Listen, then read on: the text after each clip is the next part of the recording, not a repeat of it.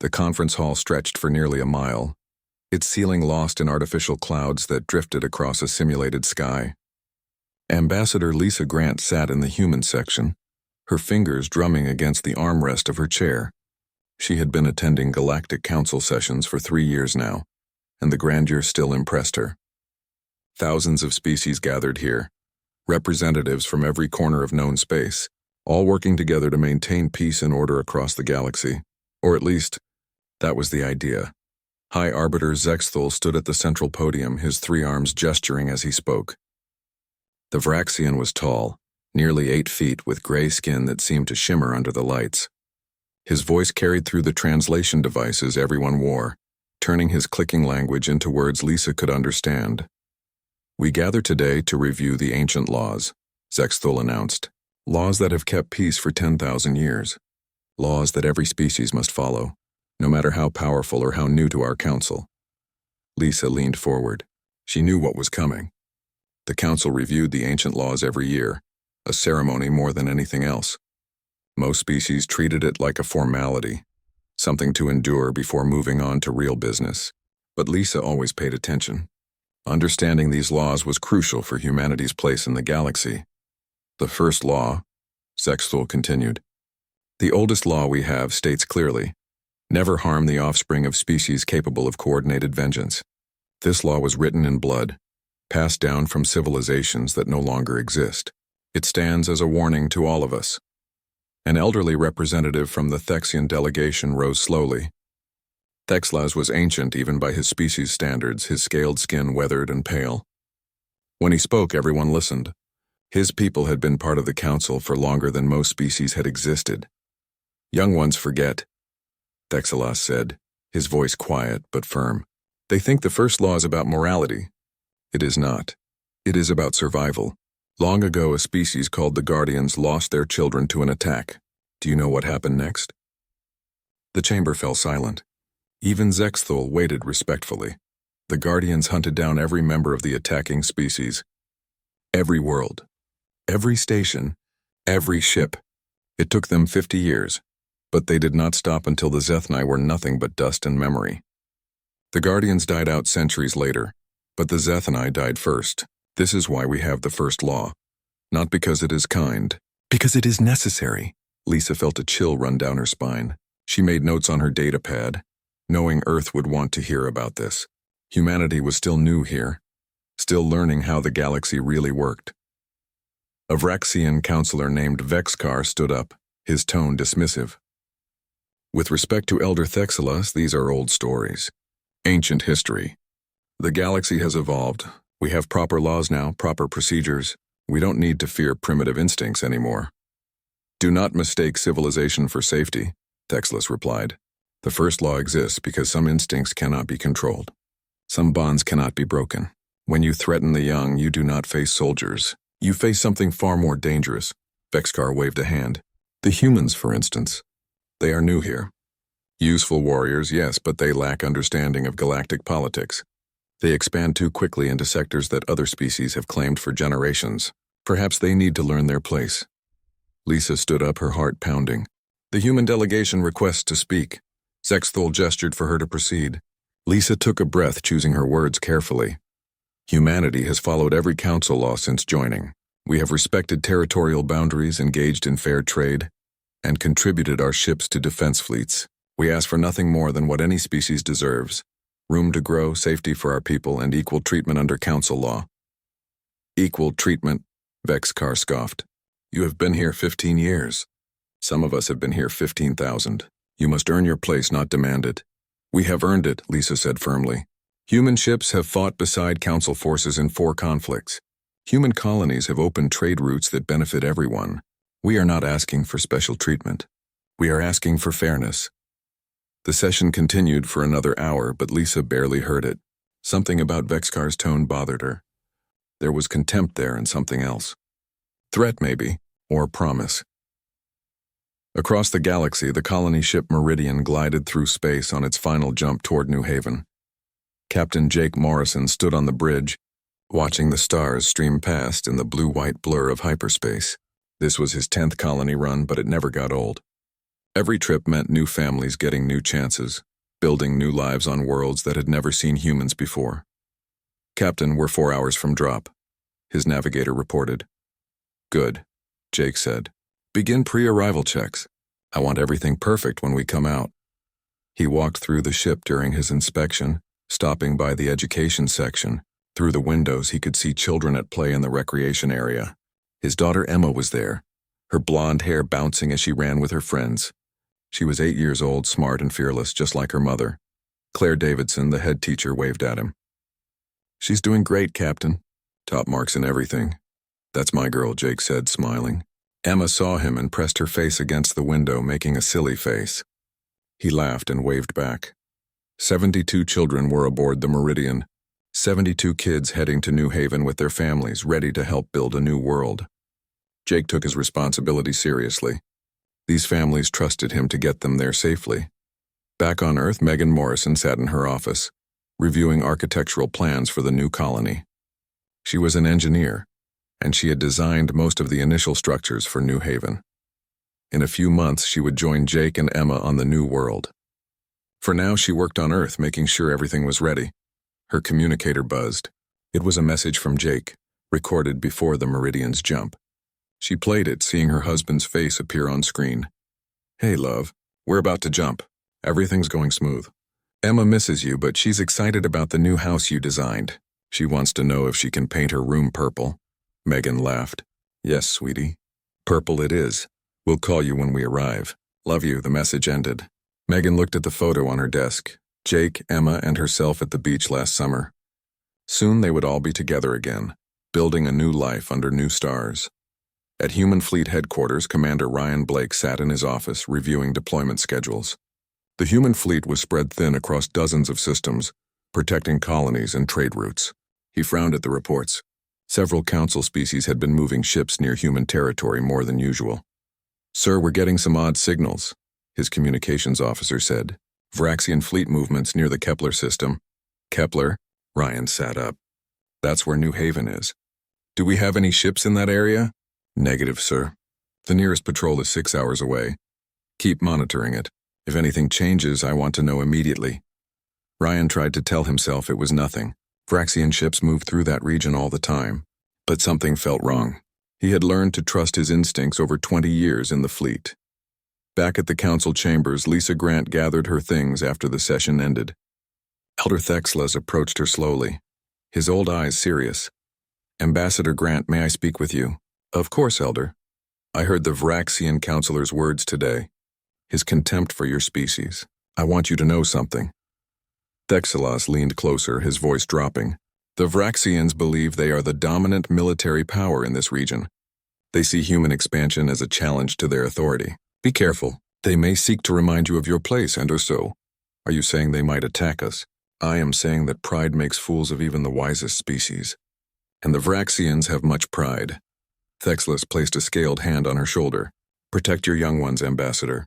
The first law exists for a reason, but not all species remember its lessons until it is too late." Lisa watched the old alien walk away, his warning echoing in her mind. She immediately sent an encrypted message to Earth, marked urgent. Something was wrong. She could feel it. The Meridian continued its journey, unaware of the conversations happening light years away.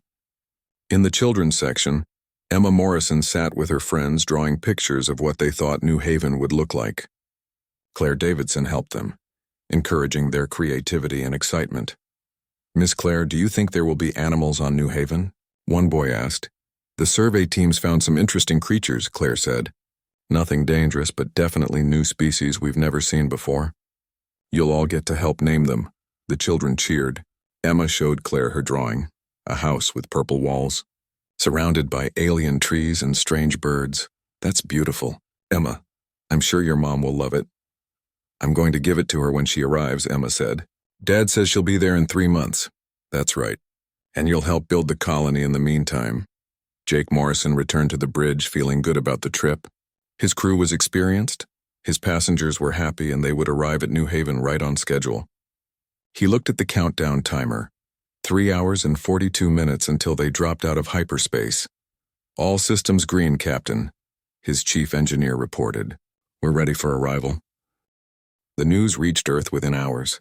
Every screen, every device, every communication channel carried the same images. The Meridian exploding. The evacuation pods drifting in space. Emma Morrison's tear-stained face asking why they had been killed. The planet fell silent in a way it never had before. No riots, no protests, just a deep, shocked silence that was somehow worse than any noise. President Kevin Matthews sat in his office watching Emma's recording for the 5th time.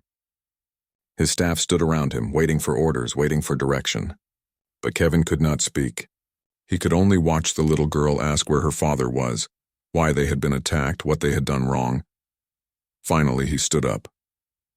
His face was pale, but his jaw was set firm. "Get me the Joint Chiefs. Get me the fleet commanders. Get me everyone." Within the hour, Earth's leadership gathered in the Situation Room. Screens showed the deployment of every human ship, every station, every military asset across known space. Fleet Admiral Nina Torres stood at attention, her uniform crisp, her expression cold and professional. But her hands were clenched into fists. "Mr. President," she said, "all fleet elements are awaiting your orders." Kevin looked around the room at the faces of humanity's leaders. Military officers, diplomats, scientists, politicians, all of them waiting. All of them knowing what came next. 60 children, Kevin said quietly. "They murdered 60 of our children. They attacked an unarmed colony ship. They broadcasted it like they were proud. They think we'll just accept this. The council is offering compensation," his diplomatic advisor said. "They're talking about territory concessions, trade agreements. They think they can buy our children?" Kevin's voice rose. "They think money and trade deals will make this right?" "Sir, we need to consider our options carefully. The Vraxian Empire has the support of multiple council species. If we respond with force, we could be facing a galactic war." Kevin walked to the window, looking out at Earth below. Somewhere down there, Megan Morrison was being told that her husband and daughter were dead. Somewhere down there, families were learning they would never see their children again. Somewhere down there, the parents of 60 murdered kids were crying, screaming, breaking apart. He turned back to the room. "Schedule and address. I'm speaking to every human in the galaxy. Admiral Torres, begin fleet mobilization. I want every ship, every weapon, every soldier ready to move." "Sir, if I may," a general spoke up. "The council might see mobilization as an act of aggression." "Good," Kevin said flatly. "Let them be afraid. They should be." 6 hours later, Kevin Matthews stood before cameras broadcasting to every human world station and ship. His speech was not long. It did not need to be. "My fellow humans, by now you have all seen what happened to the Meridian. You have seen what the Vraxian Empire did to our people, to our children. The Galactic Council tells us this was a legal action, a necessary demonstration of their authority. They offer us money as compensation. They tell us to move on, to accept this as the price of being part of their galaxy." He paused, letting his words sink in. "They have mistaken our civility for weakness. They have mistaken our desire for peace as inability to wage war. They have murdered our children and expected us to bow our heads and accept it. They are wrong." His voice grew harder, colder. "There will be a reckoning. Every person responsible for the Meridian massacre will answer for their crimes. Every ship that fired on those civilians will be found. Every commander who gave those orders will face justice. The Galactic Council believes they can ignore humanity's grief. They are about to learn how wrong they are." The broadcast ended. Within minutes, it had been seen by every human in the galaxy. Within hours, it had been translated and shared across council space. And across human territory, something unprecedented began to happen. Fleet Admiral Nina Torres watched as her mobilization orders were executed with stunning speed. Ships that had been on patrol turned toward assembly points. Reserves were called up. Shipyards that had been building civilian vessels switched to military production. And volunteers flooded recruitment centers, so many that the military could not process them all. But it was not just military mobilization. Civilian shipyards offered their facilities for military conversion. Scientists shared classified research projects that could be weaponized. Engineers designed new weapons, new ships, new tactics. Across human space, millions of people asked the same question: how can I help? Nina stood on the bridge of the flagship carrier Freedom, watching the fleet assemble around her. Hundreds of ships with more arriving every hour. This was the largest human fleet ever gathered, and it was still growing. "Admiral, incoming transmission from Earth," her communications officer reported. "It's Megan Morrison." Nina's expression softened slightly. "Put her through," Private channel. Megan Morrison's face appeared on the screen. She looked broken, her eyes red from crying, her face pale, but her voice was steady. Admiral Torres, my name is Megan Morrison. My husband Jake was the captain of the Meridian. My daughter Emma survived the attack. Mrs. Morrison, I am so sorry for your loss. Your husband was a hero. He saved as many people as he could. I know. I've read the report. Megan took a breath. I'm calling because I need you to know something. Emma is alive. She's hurt and traumatized, but she's alive. And I need you to promise me that her father's death and the deaths of all those people will mean something. I promise you. Mrs. Morrison, this will not go unanswered. Good. Megan's voice cracked slightly. Because I can't bring Jake back. I can't undo what happened, but I can make sure that no other mother ever has to watch her child ask why the bad people killed them. No other child should have to wonder why the galaxy allowed this. We will make it right, Nina said. I swear to you. Thank you, Admiral. Bring them home. Bring my daughter justice. The transmission ended. Nina stood alone on the bridge thinking about Emma Morrison's recording, about the 72 children who went to space with dreams and hope, about the 12 who survived and the 60 who did not. Communications. Open a fleet-wide channel, she ordered. Channel open. Admiral. All ships, all personnel. This is Fleet Admiral Torres. You know why we're here. You know what was done to our people. Some of you knew people on the Meridian. Some of you have children the same age as the ones who died. All of you understand what is at stake. This is not about territory. This is not about politics. This is about justice for murdered children. This is about making sure that never ever happens again. We will find everyone responsible. We will bring them to account. And we will show the galaxy that humanity protects its young, no matter the cost. Freedom sends. The response from the fleet was immediate. Every ship acknowledged, every crew ready. The mobilization continued. Dr. Ben Carter sat in the council's scientific wing, preparing a presentation he had tried to give many times before. He was a xenopsychologist, an expert in how different species thought and behaved, and he had warned the council about humanity's protective instincts 2 years ago. They had dismissed his research as speculation. Now they were calling him back, desperate to understand what they had unleashed. He walked into the emergency council session, seeing the fear on faces that had never shown fear before. Good, he thought. They should be afraid. Dr. Carter, High Arbiter Zexthal said, please explain your research on human behavior regarding offspring protection.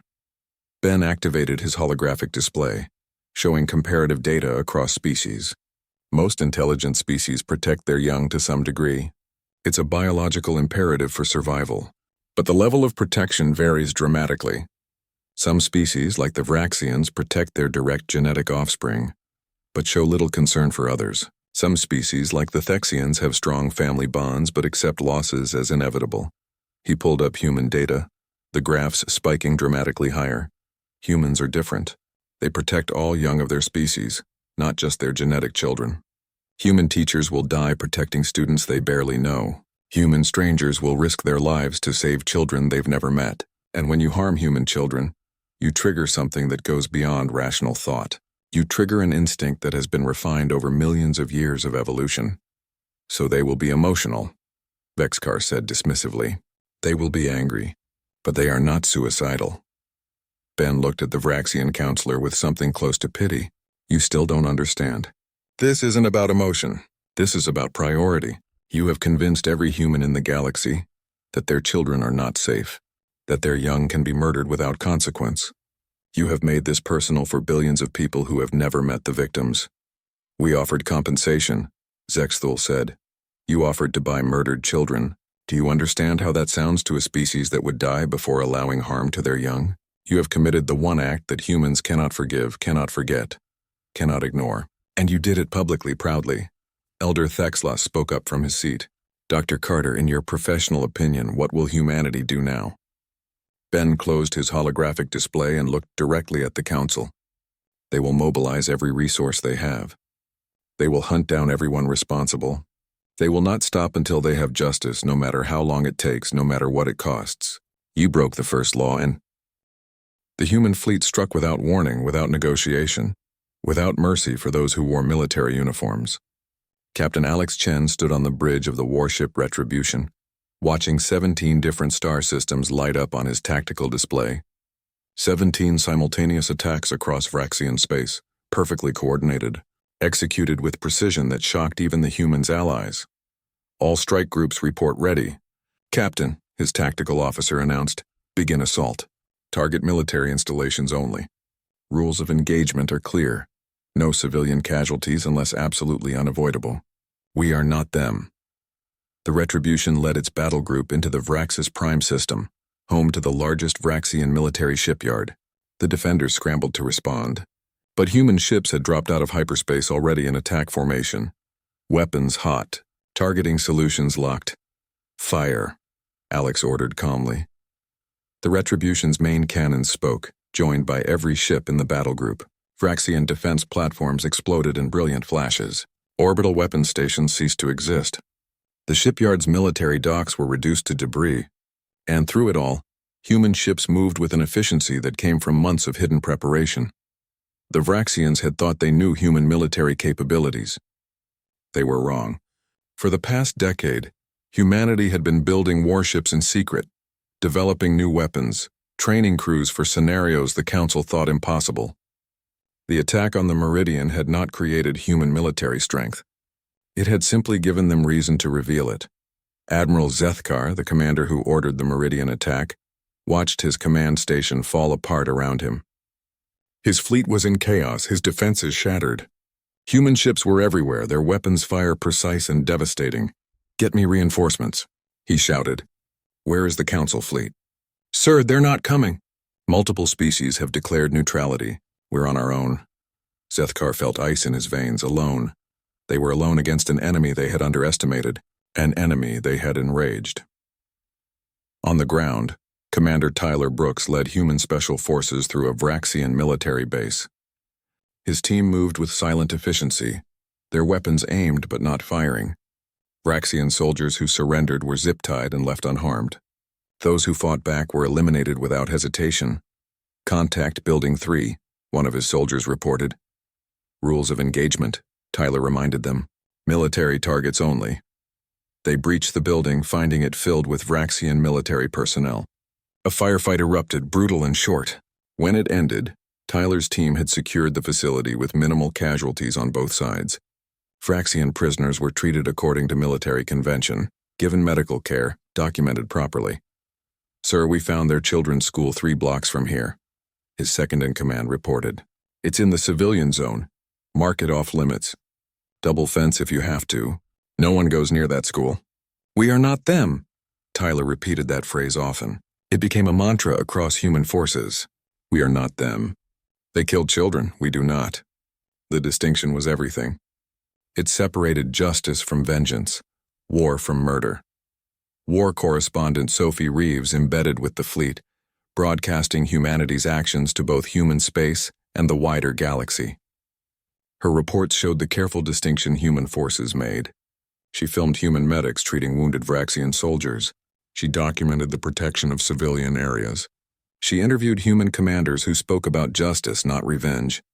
"Captain Chen," she asked during an interview on the Retribution, "your ship is named after the concept of retribution. How do you balance that with your rules of engagement protecting civilians?" Alex looked directly into the camera. "Retribution means punishment for wrong done. The Vraxians who murdered our children will be punished. But we do not punish the innocent for the crimes of their leaders. We do not kill children because their parents killed ours. We fight for justice, not to become what we despise." The interview played across Council space. Species that had been neutral began quietly supporting humanity, providing intelligence, opening their space for human fleet movements, because they saw that humanity was not seeking genocide. They were seeking the specific individuals responsible for a specific crime. The Krell Dominion, emboldened by their alliance with the Vraxians, sent a fleet to reinforce their allies. They encountered the human Third Fleet at Krell Station, a massive starbase that controlled 3 star systems. The battle lasted 48 hours and became legendary. Admiral Nina Torres commanded the Third Fleet personally, her flagship, Freedom, leading the assault.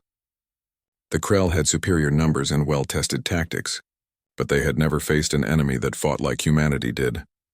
"Admiral, Krell cruisers moving to flank us," her tactical officer reported. "Let them. Weapons free on my mark." The Krell ships closed in, confident in their numerical advantage. Then human ships that had been playing dead suddenly powered up. Weapons systems online, targeting the Krell flanking force. At the same time, human fighters launched from hidden positions throughout the debris field, swarming the Krell capital ships. Now, Nina ordered. The Third Fleet struck like a hammer. The Krell flanking force was destroyed before they could retreat. Their main battle line found itself surrounded, taking fire from angles they thought were clear. Krell Station itself was boarded by human Marines who fought their way to the command center in brutal close-quarters combat. When the battle ended, the Krell Dominion's navy was crippled. Their admiral sued for peace, offering any terms humanity wanted. Nina's response was broadcast across all frequencies. We want the same thing we've always wanted. Those responsible for the Meridian massacre, surrender them and you have peace. Protect them and you share their fate.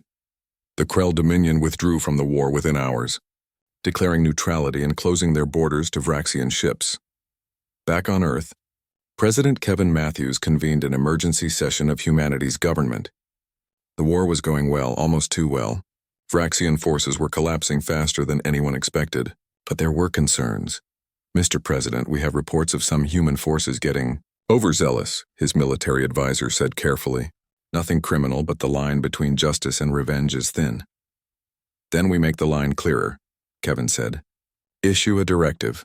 Any human soldier who harms Vraxian civilians or children will face court-martial. We fight for justice. We fight for those who cannot fight for themselves. We do not become monsters to fight monsters. The directive was distributed to every human unit, and to their credit, human forces followed it. Not because they had to, but because they understood why they were fighting. This was not about hatred. This was about ensuring no one else would suffer like the Meridian's children had suffered. Sophie Reeves interviewed survivors of the attack, their stories broadcast throughout the war. Emma Morrison appeared on camera, her young face serious as she spoke about Miss Claire, about her father, about the other children who died. I don't want revenge, Emma said quietly. I want other kids to be safe. I want people to know that killing children is wrong, no matter what. And I want the people who did this to understand what they took from us. The interview went viral. Billions of beings across the galaxy saw an 8-year-old girl asking not for blood, but for justice. Asking not for genocide, but for accountability. And they understood why humanity fought. The Vraxian military command realized they were losing. Their fleets were scattered. Their allies had abandoned them, and human forces advanced on every front. Chancellor Veximal, the civilian leader who had authorized the Meridian attack, called an emergency meeting of his war council.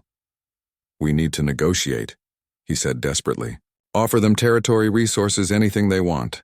Admiral Zethkar shook his head. They don't want territory. They want us. Everyone who was involved in the attack. Everyone who gave orders.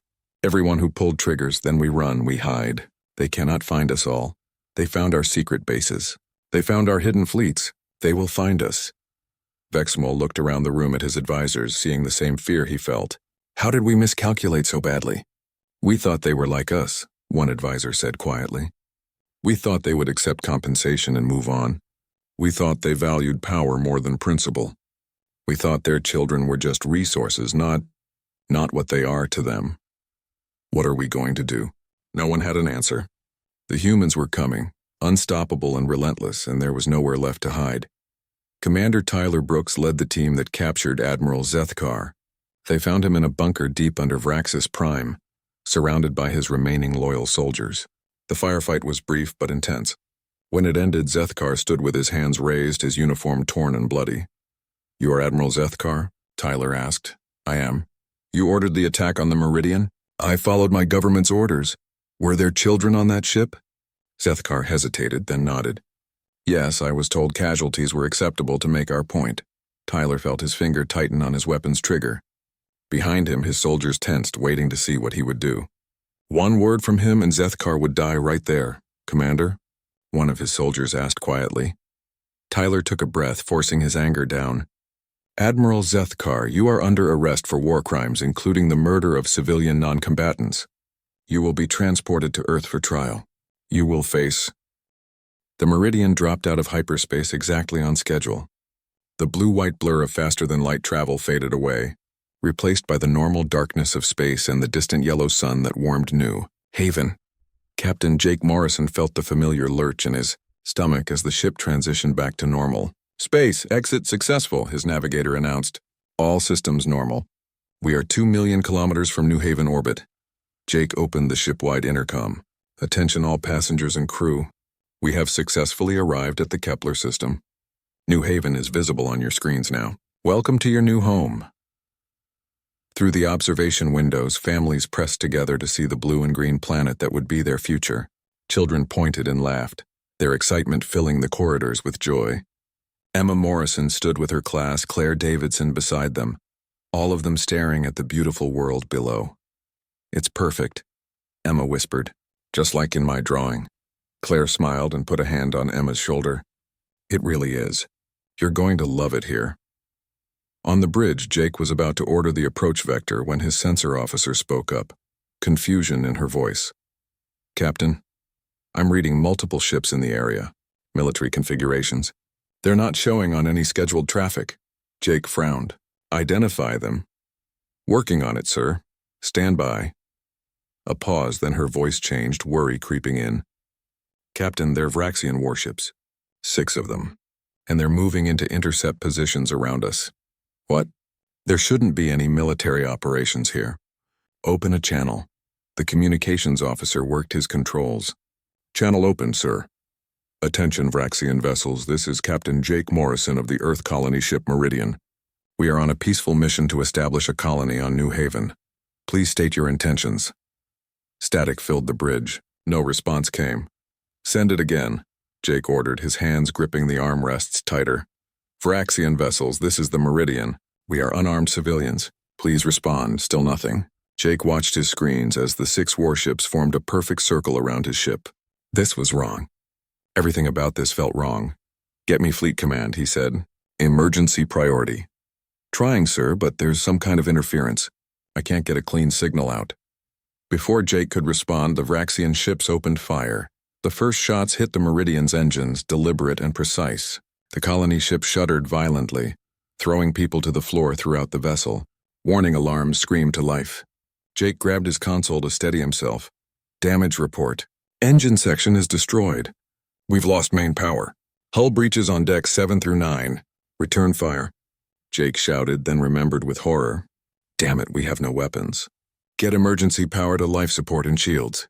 Another barrage of weapons fire struck the Meridian, this time hitting the middle sections. The ship groaned and twisted, metal shrieking as it tore. In the corridors, people screamed and ran, trying to reach emergency stations. Parents grabbed their children, looking for safety that did not exist. In the education section, Claire Davidson acted on instinct. "Everyone, get to the evacuation pod. Now move!" The children ran, some crying, some too shocked to make any sound. Emma Morrison held the hand of a younger boy, helping him run toward the pod. Behind them, Claire herded stragglers, making sure no one was left behind. "That's it, keep moving. You're doing great." A third wave of fire hit the ship, and this time it struck near the education section. The explosion ripped through the walls, and Claire felt the air rush out as the hull breached. She saw the children ahead of her get pulled toward the evacuation pod, saw Emma's terrified face looking back at her. "Go, get in the pod," Claire screamed, but her voice was lost in the rushing air. She grabbed a support beam, her fingers aching as she held on against the vacuum. 20 children made it into the pod. 20 who would be safe. But there were others behind her, still in the corridor, and the breach was getting worse. Claire made her choice. She let go of the beam and lunged backward, grabbing 2 small girls who were being pulled toward the breach. She shoved them toward the pod with all her strength, watching them tumble to safety. Then the vacuum took her, pulling her out into space, into the cold and dark and silence. Emma Morrison saw her teacher disappear through the breach. She screamed. But strong hands pulled her into the evacuation pod. The door sealed shut, cutting off the sound of alarms and explosions. 12 children were inside, crammed together, crying and terrified. "Miss Claire," Emma sobbed. "Someone has to help Miss Claire." But there was no one to help. The automatic systems launched the pod away from the dying ship, rocketing them into empty space. Through the small window, Emma could see the Meridian breaking apart, pieces of it spinning away in different directions. She could see the Vraxian ships circling like predators, firing again and again into the wreckage. On the bridge, Jake fought desperately to save his ship and his people. "Launch all evacuation pods. Everyone off now. Sir, multiple hull breaches. We've lost sections 4 through 12. Life support is failing." "How many pods away?" "Only 3, sir. The launch systems are damaged." Jake's blood ran cold. 3 pods. Each held 20 people. That meant 60 survivors out of 300. Out of 300 people who trusted him to keep them safe. Keep trying. Get more pods launched. But even as he gave the order, another explosion tore through the ship. This one massive, this one final. The Meridian's reactor lost containment, and the colony ship exploded in a ball of white-hot fire. The blast consumed everything, the bridge, the crew, the families still trying to escape, all of it gone in an instant. The 3 evacuation pods tumbled away from the explosion, their automatic systems guiding them to a safe distance. Inside them, 62 people survived. 62 out of 300. In Emma's pod, the 12 children held each other, many of them now orphans, all of them traumatized beyond words. The Vraxian ships regrouped after the attack. Admiral Zethkar watched the debris field that was once the Meridian, feeling satisfied with the operation. The message had been sent. Humanity would now understand their place. "Open a broadcast channel," he ordered. "Transmit on all council frequencies." His communication officer complied, and Zethkar's message went out across the galaxy, reaching every council world, every station, every ship. "This is Admiral Zethkar of the Vraxian Empire. Let it be known that humanity has been reminded of territorial boundaries. The colony ship Meridian violated disputed space and has been dealt with accordingly. This action was authorized and necessary. Let all species take note. Borders must be respected, hierarchies must be maintained. The Council has spoken." The message included footage of the attack, the Meridian exploding, the pods escaping. It was meant as a demonstration of power, a warning to any who might challenge Vraxian authority. Instead, it became evidence. Evidence of murder, evidence of the worst crime in galactic law. On Earth, Commander Ryan Blake received the emergency transmission from the Kepler system. His communication officer patched it through, and Ryan heard Jake Morrison's final words recorded automatically by the ship's systems. "This is Captain Morrison of the Meridian. We are under attack by Vraxian forces. They fired without warning. We are unarmed civilians. We have children aboard. Oh God, we have children. Please, someone help us, please." The transmission cut off in static and screams. In the background, Ryan could hear explosions, alarms, and something worse. He could hear children crying. Then came the final recording from one of the evacuation pods. A small voice shaking with terror and grief. Emma Morrison's voice. "This is Emma Morrison. I'm 8 years old. There are 12 of us in this pod. The bad ships killed our families. They killed Miss Claire. She saved us, but they killed her. Daddy, please come get us. Please, I don't understand why they killed us. We didn't do anything wrong. Daddy, where are you?" Ryan Blake's hands trembled as he played the recording again. Then again, his face went pale, then red, then cold and hard. He stood up from his desk and walked to the command center, where his staff was already gathering, having heard the news. "Sir, we're receiving confirmation from council channels," his intelligence officer said. "The Vraxians are broadcasting the attack. They're proud of it, sir. They're calling it a necessary demonstration." Ryan watched the footage on the main screen. He saw the Meridian die. He saw the civilian ship torn apart by military weapons. He saw the pods escaping, carrying the few survivors. "How many?" he asked, his voice hollow. 62 survivors, sir, from 300 passengers and crew. The rest were killed in the attack. Children? The intelligence officer checked his datapad, his face grim. "Sir, there were 72 children aboard. Only 12 survived." "The others, he did not need to finish." Ryan knew. 60 children dead, murdered by weapons fire from warships attacking an unarmed colony ship. His mind struggled to process it, to make sense of something that made no sense at all. "Get me the president," Ryan said. "Right now." While Earth scrambled to respond, the Galactic Council held an emergency session. Ambassador Lisa Grant stormed into the chamber, her face streaked with tears and rage. She walked directly to the central floor, not waiting for recognition, not caring about protocol. "The human delegation demands justice," she shouted, her voice echoing. "I used to hate all Vraxians," Emma admitted. "I thought you were all bad because bad Vraxians hurt us. But my mom taught me that people are not their government. You didn't hurt anyone. You're just kids like I'm a kid, and I don't want you to feel guilty for things you didn't do. One of the Vraxian children, a boy about Emma's age, raised his hand nervously. I'm sorry for what happened to you. My father was a soldier. He died in the war. He told me before he died that he was wrong, that his government was wrong. Emma looked at the boy, seeing her own pain reflected in his eyes. He had lost his father too. They were both victims of the same stupid war, the same stupid choices adults made.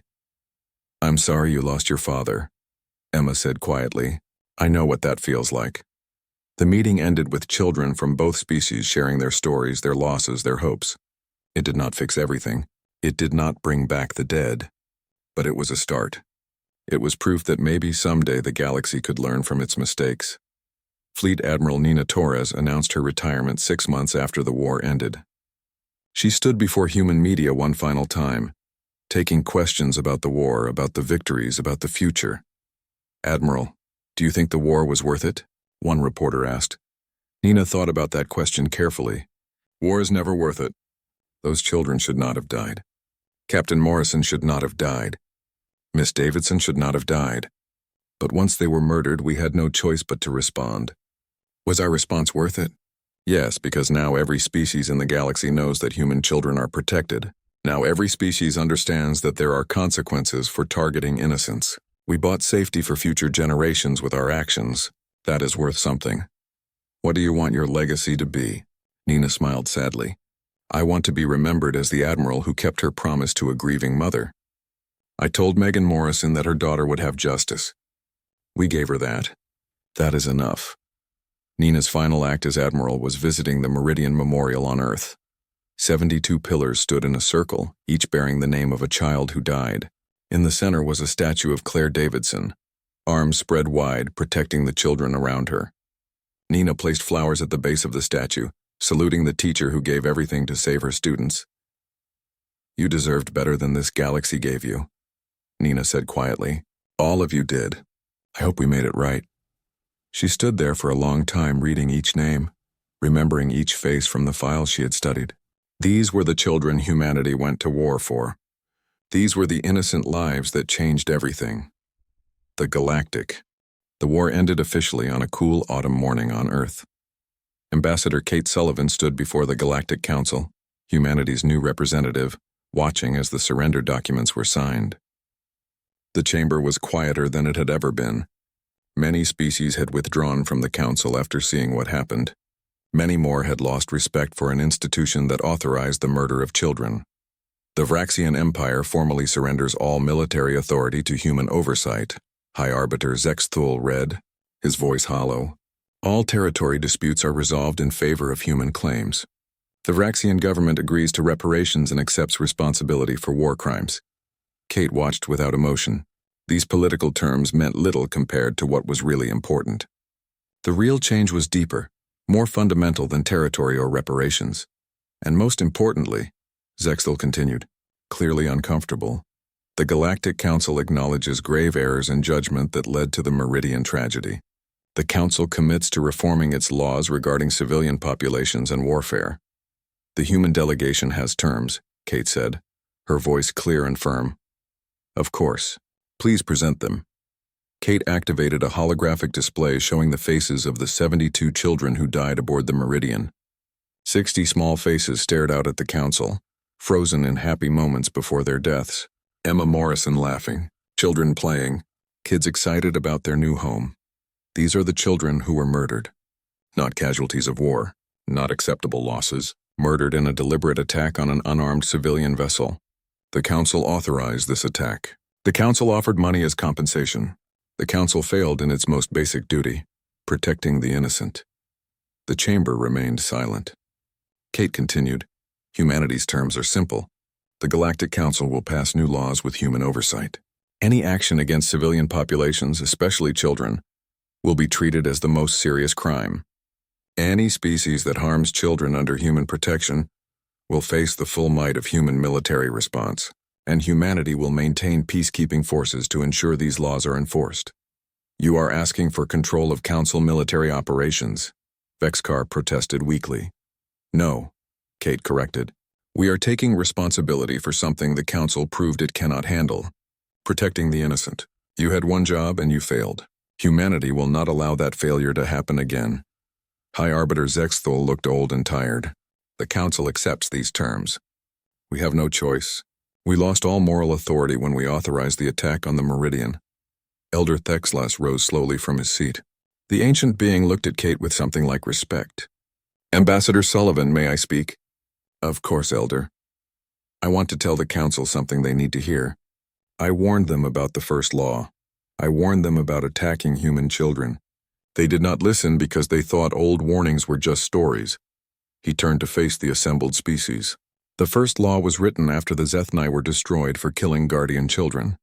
The Guardians spent 50 years hunting down every Zethni in existence. Every world, every ship, every individual. They did not stop until the Zethni were extinct. He paused, letting that sink in. Humanity showed mercy. They could have destroyed the Vraxian species entirely. They had the power, the will, and the justification. But they chose justice instead. They chose to be better than those who wronged them. The galaxy should be grateful for human restraint. And the galaxy should remember this lesson. Never, ever harm a human child. Because next time, humanity might not be so merciful. The Council ratified the new laws that day. They were called the Meridian Accords, named after the ship and the people who died. The Accords made it clear. Children were off limits in any conflict. Civilian populations were to be protected. Anyone violating these rules would face consequences that were swift and severe. But more than just laws changed. The entire galaxy's attitude shifted. Species that had viewed humanity as useful but primitive now saw them as the galaxy's protectors. Worlds that had dismissed human concerns now listened carefully when human ambassadors spoke. The balance of power had fundamentally shifted, and everyone knew it. Commissioner Chris Park oversaw the reconstruction of Vraxian space. Human forces occupied their worlds not as conquerors but as peacekeepers. Chris walked through Vraxian cities, seeing the damage from the war, seeing the fear in civilian faces. Sir, we're getting requests for food aid from 3 more cities, his assistant reported. Approve all of them. Make sure the distribution includes extra for children and elderly. Sir, some of the staff are questioning why we're helping them. These are the people who killed our children. Chris stopped walking and turned to face his assistant. These civilians did not kill our children. Their leaders did. Their military did. And those leaders are in prison where they belong. These people, he gestured to the Vraxian families around them, are victims of their government's choices just like we are. We help them because that is what humans do. The reconstruction efforts became legendary. Human engineers rebuilt cities. Human doctors treated the wounded. Human teachers helped Vraxian children continue their education. It was not easy work, and not all humans agreed with helping the people whose government had hurt them. But most understood that this was important. This was how humanity proved they were different. On Earth, the Meridian Foundation opened its doors. Megan Morrison stood at the entrance, greeting families who came to honor those who died. The Foundation's mission was simple: ensure that no species would ever again doubt the consequences of harming children. We're getting applications from dozens of species wanting to learn about child protection protocols. The Foundation director told Megan, approve all of them. Make our materials available in every language. The more species that understand the importance of protecting children, the safer the galaxy becomes for everyone. Emma Morrison, now 9 years old, attended school on Earth. She was different than other children her age, marked by experiences no child should have. But she was healing, slowly learning to smile again, to play, to be a kid. Twice a week she visited the Foundation to talk to other survivors, to share their stories, to help each other process the trauma. One day, a delegation of Vraxian children visited the Foundation as part of a cultural exchange program. Their teacher brought them to learn about the Meridian, to understand what their government had done. Emma was asked if she would speak to them. I don't know if I can, she told her mother.